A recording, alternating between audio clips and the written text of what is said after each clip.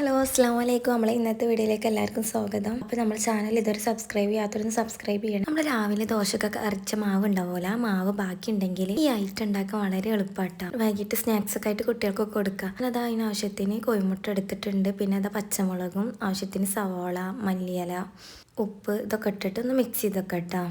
ഇത് പറഞ്ഞാൽ നമുക്ക് ബാക്കി വന്ന ബാലൻസ് വന്ന മാവ് ഉണ്ടെങ്കിൽ നമുക്കിത് പെട്ടെന്ന് ഉണ്ടാക്കാം. നമ്മളെ വീട്ടിലുള്ള ഐറ്റംസൊക്കെ മതി കേട്ടോ.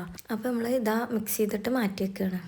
അപ്പോൾ ഈ മാവ് ഒന്ന് ക്രിസ്പി ആവാൻ വേണ്ടിയിട്ട് നമുക്ക് ലേശം ഈ മാവിലേക്ക് റവ ചേർത്ത് കൊടുക്കാം കേട്ടോ. ലേശം മതി, അധികമൊന്നും വേണ്ട, നമ്മളെ ആവശ്യത്തിന് ലേശം ചേർത്ത് കൊടുക്കുക. നല്ലോണം മിക്സ് ചെയ്ത് കൊടുക്കുക. പിന്നെ കുറുക്ക നിങ്ങളെ ആവശ്യത്തിനനുസരിച്ച് ആക്കുക. വെള്ളം വേണ്ടവർക്ക് വെള്ളം ചേർത്ത് കൊടുക്കുക. പിന്നെ ഉപ്പ് വേണമെങ്കിൽ ഇട്ട് കൊടുക്കുക.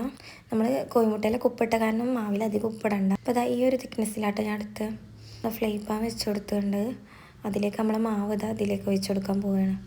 ഞാൻ ചെറിയ ദോശയായിട്ട് ഉണ്ടാക്കിയെടുക്കുന്നത്, നല്ല ചെറുതല്ല നല്ല വലുതല്ല, ഒരു ഇടത്തരമായിട്ടുള്ള മീഡിയം ടൈപ്പിലുള്ള മാവാണ് ദോശയാണ് ഇവിടെ ഉണ്ടാക്കുന്നത്. അപ്പോൾ ഇതിലേക്ക് നമുക്ക് കോഴിമുട്ട ഇട്ട് കൊടുക്കുന്നുണ്ട്. പിന്നെ അതിലേക്ക് സവോള, പിന്നെ അതാ മല്ലിയില അതിൻ്റെ മുകളിലൊന്ന് വെച്ച് കൊടുക്കുന്നുണ്ട്. മല്ലിയില നമ്മൾ നേരത്തെ കോഴിമുട്ടയിൽ ചേർത്തിക്കണം, ഇനി വേണമെങ്കിൽ വെച്ച് കൊടുക്കട്ടോ.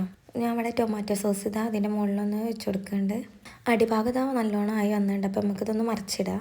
ഇത് നമുക്ക് പെട്ടെന്ന് ഉണ്ടാക്കാൻ പറ്റിയൊരു റെസിപ്പി ആട്ടോ. നിങ്ങളിൽ വേറെ വെജിറ്റബിളൊക്കെ ഉണ്ടെങ്കിൽ ഇടാം, തക്കാളി ഇതൊക്കെ ഇടാം. ഞാൻ ഇപ്പോൾ ഒന്നും ഇടാണ്ടാണ് ഉണ്ടാക്കിയത്. നമ്മൾ ഇന്നത്തെ വീഡിയോ എല്ലാവർക്കും ഇഷ്ടമായെങ്കിൽ നമ്മൾ ചാനലിന് സബ്സ്ക്രൈബ് ചെയ്യുക, ലൈക്ക് ചെയ്യുക. അപ്പോൾ അടുത്ത വീഡിയോ വരെ കാണാം. ബൈ.